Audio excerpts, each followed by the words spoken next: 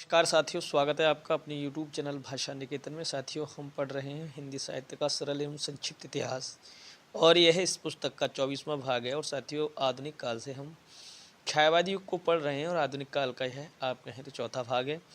तो साथियों, हम छायावादी युग को पढ़ रहे हैं और छायावादी युग का जो समय है वो 1919 से लेके आपका 1938 तक का है।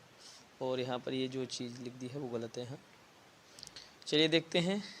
हम साथियों छायावादी युग में पढ़ रहे हैं जयशंकर प्रसाद को, और जयशंकर प्रसाद जी की जो कामायनी है उससे संबंधित हम 6 महत्वपूर्ण बिंदुओं को पढ़े।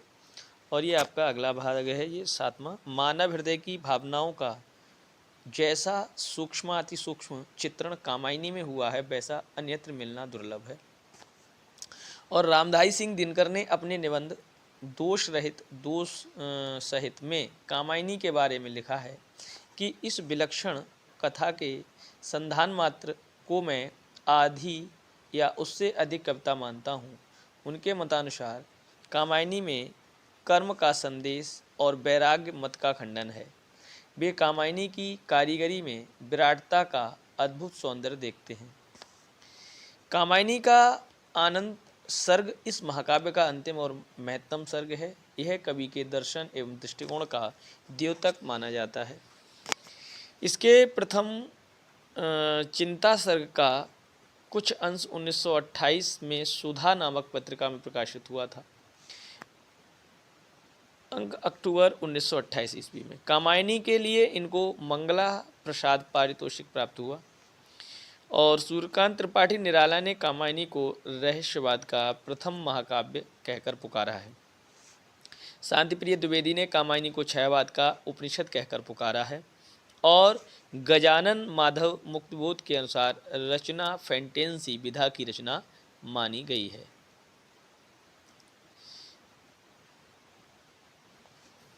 रामधारी सिंह दिनकर के अनुसार इस रचना में मूलतः कर्म का संदेश देते हुए वैराग्य मत का खंडन किया गया है और इसमें शांत रस की प्रधानता है। इसमें ताटक छंद का प्रयोग हुआ है और सुमित्रानंद पंत ने इस रचना को हिंदी के ताजमहल के समान कहकर पुकारा है। प्रसाद जी के संदर्भ में अन्य जो कथन हैं वो हम देखते हैं। ये छायावाद के प्रवर्तक माने जाते हैं। इनको छायावाद का ब्रह्मा कहा जाता है। इलाचंद जोशी एवं डॉक्टर गणपत चंद्र गुप्त ने इनको छायावाद का जनक माना है। कुछ आलोचक इनको झारखंडी कवि भी कहते हैं। ये प्रारंभ में कलाधर नाम से ब्रज भाषा में रचनाकार करते थे। उर्वशी इनकी गद्य पद्यमय रचना चंपू काव्य है। यह इनकी पुस्तकाकार रूप में प्रकाशित सर्वप्रथम रचना भी मानी जाती है। कुछ आलोचकों ने प्रसाद जी को पुरातन पंथी कहा है क्योंकि उन्होंने साहित्य सृजन में भारतीय संस्कृति, ऐतिहासिक और पौराणिक कथानकों को आधार बनाया है। इनके द्वारा रचित करुणालय हिंदी का प्रथम गीत नाट्य माना जाता है। 1909 ईस्वी में इंदु पत्रिका के संपादन के साथ इनकी साहित्य यात्रा आरंभ हुई, जो कामायनी तक अनवरत चलती रही। अब बात करेंगे हम अगले कवि सुमित्रानंद पंत। जन्मकाल इनका 1900 ईस्वी है। जन्मस्थान ग्राम कोसानी, जिला अल्मोड़ा, उत्तराखंड। मृत्युकाल 1977 ईस्वी है। प्रमुख रचनाएं पंत जी द्वारा रचित काव्यों को मुख्यतः निम्न 4 श्रेणियों में विभाजित किया जा सकता है। छायावादी रचनाएं देखिए इनकी कौन कौन सी हैं। छायावादी रचनाएं 1918 से 1934 तक की छायावादी युग है। इसमें उच्छ्वास 1920, ग्रंथि 1920, वीणा 1927, पल्लव 1928, गुंजन 1932 ईस्वी। प्रगतिवादी रचनाएं 1935 से 1945 भी प्रगतिवादी युग है। युगांत 1936, युगवाणी 1939 और ग्राम्या 1940 ईस्वी। अरविंद दर्शन से प्रभावित रचनाएं 1946, 1948 ईस्वी। अंतश्चेतनावादी युग। स्वर्ण किरण 1947 ईस्वी, स्वर्णधूलि 1947 ईस्वी और युगांतर 1948 ईस्वी, युगपथ 1948 ईस्वी। मानवतावादी युग आध्यात्मिक रचनाएं 1949 के बाद, नव मानवतावादी युग लोकायतन 1964 ईस्वी, चिदम्बरा 1959 ईस्वी, पतझड़, अभिषेकिता, रजत शिखर 1951 ईस्वी, समाधिकता, पो फटने से पहले, शशि की तरी, कला और बूढ़ा चांद 1959 ईस्वी, अतिमा 1955 ईस्वी, बाप्पी 1957 ईस्वी और मधुज्वाल। पंत जी की सर्वप्रथम कविता गिरजे का घंटा, यह कविता 1916 ईस्वी में प्रकाशित हुई थी। छायावाद का घोषणापत्र मैनिफेस्टो, पंत द्वारा रचित पल्लव रचना की भूमिका को छायावाद का घोषणापत्र मैनिफेस्टो कहा जा सकता है। पंत की सर्वोत्तम छायावादी रचना उच्छ्वास 1920 ईस्वी। अब देखते हैं रचनाओं के संबंध में विशेष तथ्य क्या हैं। उनकी प्रारंभिक रचनाओं वीणा और पल्लव में प्रकृति प्रेम एवं रहस्यवादिता की प्रधानता है, जबकि ग्रंथि और गुंजन में उनका नारी प्रेम अभिव्यक्त हुआ है। अगला देखते हैं बिंदु। एक तरफ वीणा का कवि है जो प्रकृति पर मुग्ध होकर बालाओं के सौंदर्य की अवज्ञा कर बैठता है, छोड़ द्रुमों की मृदु छाया, तोड़ प्रकृति की भी माया, बाले तेरे बालजाल में कैसे उलझा दूं मैं लोचन। दूसरी तरफ गुंजन का कवि है जिसके लिए नारी सौंदर्य प्रकृति सौंदर्य से भी बढ़कर है, जैसे तुम्हारी मंजुल मूर्ति निहार, लग गई मधु के वन में ज्वाल, खड़े किंशुक अनार कचनार, लालसा किलो से उठ लाल। युगांत रचना पंत जी के छायावादी दृष्टिकोण की अंतिम रचना मानी जाती है। यह छायावादी युग के अंत का घोषणा पत्र है। साथ ही इसमें प्रगतिवाद का उदय भी मिलता है। कला और बूढ़ा चांद रचना में कवि के द्वारा 1958 ईस्वी में रचित कविताओं का संग्रह किया गया है। स्वर्ण किरण, स्वर्णधूलि, अतिमा, उत्तरा आदि में अतिमानस के स्वर्ण प्रकाश की अभिव्यक्ति हुई है जो वास्तविक दुनिया से मेल नहीं खाती है। युगवाणी रचना में पंत जी ने प्रगतिवाद को युग की वीणा बतलाया है। इन्होंने हरिवंश राय बच्चन के सहयोग से खादी के फूल शीर्षक से कविता लिखी थी। गुंजन रचना को छायावाद और प्रगतिवाद का संधि स्थल कहा जाता है। गुंजन को इस रचना में उनका नारी प्रेम भी अभिव्यक्त हुआ है। ये महत्वपूर्ण बात है। अगला देखिए उनकी रचना जो है लोकायतन, यह पंत जी द्वारा रचित सर्वश्रेष्ठ रचना है। यह महात्मा गांधी के जीवन पर लिखा गया लगभग 700 पृष्ठों का एक प्रबंध काव्य महाकाव्य है। इसको 2 खंडों एवं 7 द्वारों अध्यायों में विभक्त किया गया है। इसके प्रथम खंड को वाह्य परिवेश एवं द्वितीय खंड को अंतश्चैतन्य नामक प्रदान किया गया है। यह इनकी अंतिम काव्य रचना मानी जाती है लोकायतन। बात करेंगे प्राप्त पुरस्कार। इसमें देखिए चिदम्बरा रचना के लिए इनको 1968 ईस्वी में भारतीय ज्ञानपीठ पुरस्कार प्राप्त हुआ। यह हिंदी साहित्य का प्रथम ज्ञानपीठ पुरस्कार माना जाता है। लोकायतन काव्य के लिए सोवियत भूमिलैंड पुरस्कार प्राप्त हुआ, नेहरू शांति पुरस्कार। कला और बूढ़ा चांद रचना के लिए उनको 1960 ईस्वी में साहित्य अकादमी पुरस्कार प्राप्त हुआ और भारत सरकार के द्वारा इनको पद्म विभूषण से अलंकृत किया गया। अब देखिए प्रसिद्ध कथन इनके, हमें भाषा नहीं राष्ट्रभाषा की आवश्यकता है, पुस्तकों की नहीं मनुष्यों की भाषा, जिसमें हंसते रोते खेलते कूदते लड़ते गले मिलते सांस लेते और रहते हैं, जो हमारे देश की मानसिक दशा का मुख दिखलाने के लिए आदर्श हो सके। यह इनका प्रमुख प्रसिद्ध कथन है। अन्य तथ्य देखते हैं इनके बारे में क्या है। इनको छायावाद का विष्णु कहा जाता है। आचार्य नंदुलारे वाजपेयी इनको छायावाद का प्रवर्तक मानते हैं। आचार्य रामचंद्र शुक्ल इनको छायावाद का प्रतिनिधि कवि मानते हैं। रोला इनका सर्वप्रिय छंद है। प्रकृति के कोमल पक्ष का अत्यधिक वर्णन करने के कारण इनको प्रकृति का सुकुमार कवि भी कहा जाता है। महर्षि अरविंद द्वारा रचित भागवत जीवन से ये इतने प्रभावित हुए थे कि इनकी जीवन दिशा ही बदल दी। सुमित्रानंदन पंत राम के छोटे भाई लक्ष्मण को कहा जाता है। अतः कुछ लोग इन्हें रावणार्यनुज रावणानुज भी कहते हैं। इनका मूल नाम गोसाई दत्त था।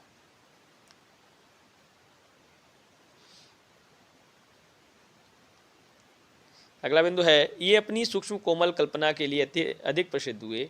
मूर्त पदार्थों के लिए अमूर्त उपनाम देने की परंपरा पंत जी के द्वारा ही प्रारंभ हुई मानी जाती है। इनका काव्य क्षितिज 1916 से 1977 तक फैला। पंत जी भाषा के प्रति बहुत सचेत थे। इनकी रचनाओं में प्रकृति की जादूगरी जिस भाषा में अव्यक्त हुई है उसे स्वयं पंत चित्र भाषा या बिंबात्मक भाषा की संज्ञा देते हैं। 1938 ईस्वी में इन्होंने प्रगतिवादी विचारधारा को प्रकट करने वाली रूपाभ पत्रिका का संपादन भी किया। इन्होंने IIT रुड़की के कुलपति जयति जयति विद्या संस्थान का संपादन भी किया। इनको संवेदनशील इंद्रिय बोध का कवि भी कहा जाता है और इनको प्रगतिवाद का प्रवर्तक या जनक माना जाता है। अब हम बात करेंगे अगले कवि, महत्वपूर्ण कवि सूर्यकांत त्रिपाठी निराला। जन्मस्थान या जन्मकाल 1896 ईस्वी। जन्मस्थान महिषादल, राज्य बंगाल। निवास गढ़ाकोला, बंगाल। मृत्यु काल 1961 ईस्वी। और बात करेंगे इनकी प्रमुख रचनाएं। पहली रचना है अनामिका 1923 ईस्वी। परिमल 1930 ईस्वी। सरोज स्मृति 1935 ईस्वी। राम की शक्ति पूजा 1936 ईस्वी। गीतिका 1936। तुलसीदास 1938। अनामिका 1938। कुकुरमुत्ता 1942। अणिमा 43। नए पत्ते 46 और बेला 1946। अर्चना 1950। आराधना 1953। गीत गुंज 1954। सांध काकली 1969। यह मरणोपरांत आपकी प्रकाशित हुई। अन्य प्रसिद्ध कविताएं देखते हैं। राग विराग, गर्म पकौड़ी, स्फटिक शिला, रानी और कानी, बादल राग, भिक्षुक, संध्या सुंदरी, पंचवटी एवं विधवा। निराला की सर्वप्रथम कविता जूही की कली 1916 में प्रकाशित हुई।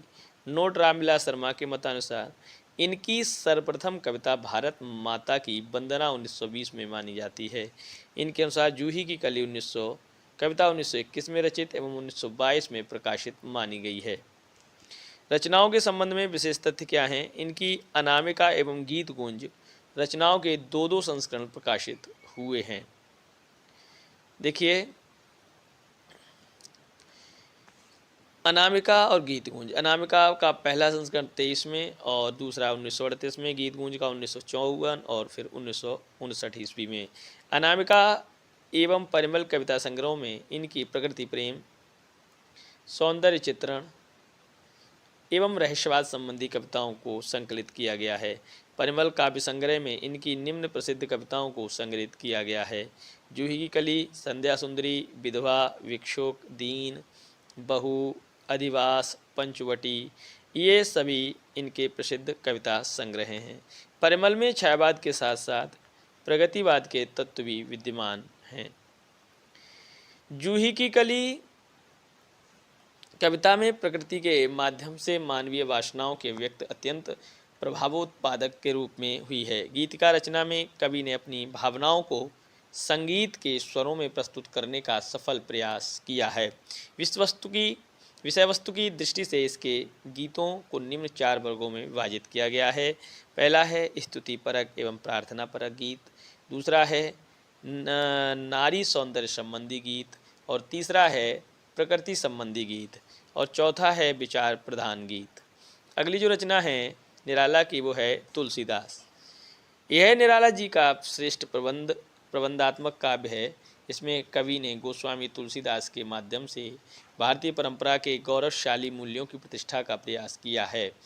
इसमें तुलसीदास द्वारा अपनी पत्नी रत्नावली से मिलने के लिए उसके पीहर नहर से चले जाने पर एवं पत्नी द्वारा फटकार लगाए जाने पर गृहस्थ जीवन को त्याग कर रामोपासना में लीन होने की घटना का वर्णन किया गया है।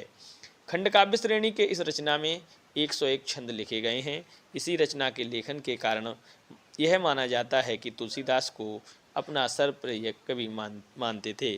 अगली रचना है सरोज स्मृति। ये एक शोक गीत है जिसे कवि ने अपनी 18 वर्षीय पुत्री की सरोज की करुण स्मृति में लिखा था। इसे हिंदी साहित्य संसार का सर्वाधिक प्रसिद्ध शोक गीत कहा जाता है। इसमें वात्सल्य एवं करुण दोनों रसों का अद्भुत सामंजस्य दृष्टिगोचर होता है। अगली जो रचना है वो है राम की शक्ति पूजा। यह एक लघु प्रबंधात्मक काव्य है जिसमें निराला का ओज अपनी पूर्ण शक्ति के साथ प्रस्फुटित हुआ है। इस रचना पर कृतिवास रामायण का प्रभाव दृष्टिगोचर होता है। यह शक्ति काव्य जिजीविषा एवं राष्ट्रीय चेतना की कविता है। सरोज स्मृति एवं राम की शक्ति पूजा इन दोनों लंबी कविताओं को इनकी अनामिका द्वितीय रचनाओं में संकलित किया गया है। अगली जो रचना है वो है आपकी कुकुरमुत्ता। इसमें कवि ने पूंजीवादियों पर तीखा व्यंग किया है। इसमें कवि ने संस्कृत शब्दावली का प्रयोग नहीं करके उर्दू व अंग्रेजी शब्दों का प्रचुर प्रयोग किया है।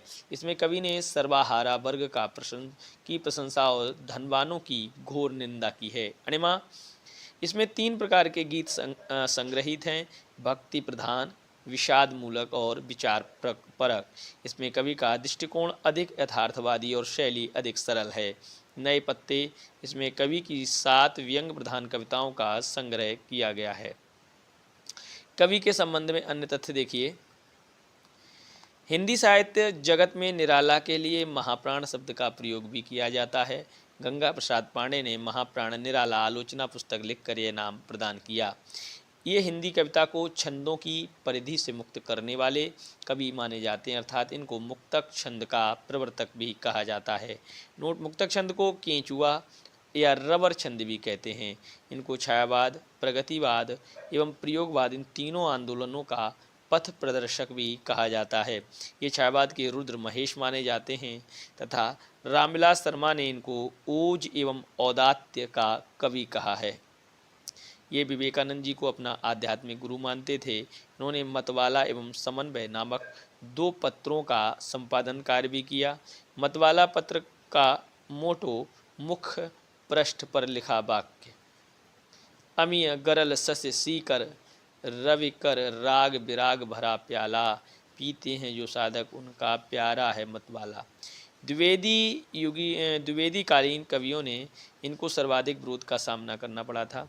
प्रसिद्ध ऐतिहासिक लेख भावों की भिड़ंत, यह लेख बालकृष्ण शर्मा नवीन द्वारा संपादित प्रभा पत्रिका में प्रकाशित हुआ था, जिसमें यह सिद्ध किया गया था कि निराला की बहुत सी कविताएं रविन्द्रनाथ ठाकुर की कविताओं की नकल हैं। इस लेख ने तत्कालीन साहित्य जगत में हलचल मचा दी थी। रविवार को जन्म लेने के कारण सर्वप्रथम इनका मूल नाम सूर्य कुमार रखा गया था, जिसे सन 1917-18 ईस्वी में बदलकर इन्होंने सूर्यकांत कर दिया। अपनी परिमल रचना की भूमिका में एक जगह इन्होंने लिखा: मनुष्य की मुक्ति की तरह कविता की भी मुक्ति होती है। इनकी ओज गुण प्रधान भाषा शैली के कारण इनको नए कवियों का गोरखनाथ भी कहा जाता है। हिंदी साहित्यकारों में निराला जी का जीवन सर्वाधिक अभावों में बीता, जिसको देखकर आचार्य जाय प्रसाद द्विवेदी ने एक जगह लिखा है: हिंदी साहित्य में कबीर जैसा अक्खड़ एवं निराला जैसा फक्कड़ कभी नहीं मिलता। निराला जी ने कवित्व छंद को हिंदी का जातीय छंद कहकर पुकारा है। इनको छायावाद का शलाका पुरुष भी कहा जाता है। इन्होंने किसानों व मजदूरों को समर्थन में बादल राग नाम के से कुल 6 कविताएं लिखी थीं। इन कविताओं में प्रयुक्त बादल व क्रांति का प्रतीक माना जाता है। ये सभी कविताएं इनके अनामिका संग्रह में संकलित हैं। व्याकरण ग्रंथ, इन्होंने हिंदी बंगला भाषा का तुलनात्मक व्याकरण ग्रंथ भी लिखा था। यह व्याकरण 1916 में सरस्वती पत्रिका में प्रकाशित हुआ था। आगे चलकर इसे स्वतंत्र पुस्तक के रूप में भी प्रकाशित करवा दिया गया था। इनके द्वारा रचित समस्त रचनाओं को निराला रचनावली नाम से 8 खंडों में प्रकाशित करवाया गया था। अगले कवि यहाँ कवित्री हैं महादेवी वर्मा। जन्मकाल 1907 ईस्वी, जन्मस्थान फर्रुखाबाद उत्तर प्रदेश और मृत्युकाल 1987। प्रमुख रचनाएं काव्य संग्रह देखते हैं: निहार 1930, रश्मि 1932, नीरजा 1935, सांदगीत 1936, दीपशिखा 1942 और सप्तपर्णा 1960 ईस्वी, अग्निरेखा 1990 ईस्वी, मरणोपरांत प्रकाशित रचना। प्रसिद्ध गद्य रचनाएं स्मृति की रेखाएं, पथ के साथी, श्रृंखला की कड़ियाँ और अतीत के चलचित्र। समेकित काव्य संग्रह यामा 1940 ईस्वी, इसमें निहार, रश्मि नीरजा और सांदेगित रचनाओं में संग्रहित सभी गीतों को समेकित रूप में एक जगह संकलित कर दिया गया है। पुरस्कार इस यामा रचना के लिए इनको 1982 में भारतीय ज्ञानपीठ पुरस्कार एवं मंगला प्रसाद पारितोषिक प्राप्त हुआ था। नीरजा रचना के लिए शेक्सपियर पुरस्कार मिला था। तो साथियों, ये रहा आज का हमारा सेशन और हमने आज मनोज कुमार मिश्रा जी की पुस्तक से ये है हमारे हिंदी साहित्य का सरल एवं संक्षिप्त इतिहास का 24वां वीडियो पढ़ा। और साथियों, हम अभी छायावादी योग को पढ़ रहे हैं और छायावादी योग का ये दूसरा वीडियो था। तो साथियों, ऐसे ही हम आगे की भी क्लासेस लाते रहेंगे और ये आपकी पूरी पुस्तक ज़रूर आप तक साझा करेंगे। तो फिर मिलेंगे अगली वीडियो में। तब तक के लिए आप चैनल पर नए हैं तो प्लीज़ चैनल को सब्सक्राइब करें, लाइक करें और शेयर भी करें। नमस्कार, धन्यवाद।